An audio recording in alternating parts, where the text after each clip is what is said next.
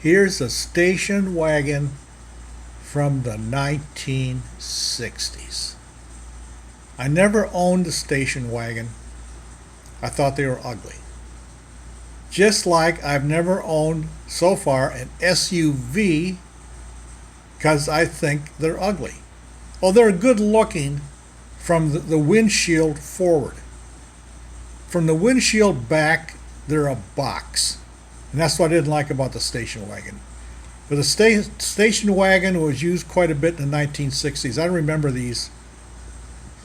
Sharon and I lived in Ferndale, Michigan, which is about, I don't know, 20 miles from downtown Detroit.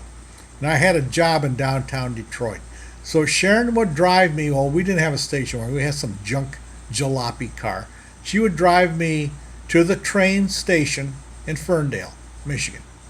I would get that train and I would ride that train downtown Detroit to go to work. But that's what the station wagon was made for. Station. The train station.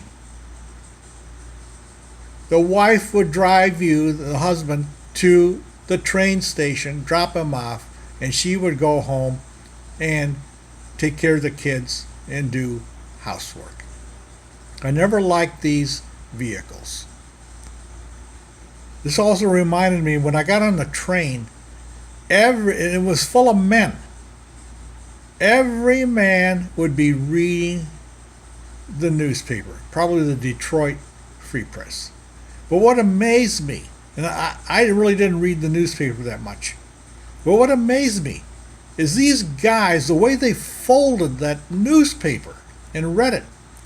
Well, you're sitting shoulder to shoulder. You can't take that newspaper and just spread it open and read it because your fist is right in someone else's face. So you neatly, and I didn't do it, they neatly folded that newspaper up to about the size of a book. And they would read the article. Okay, you folded it up into about the size of a book so you could read the article.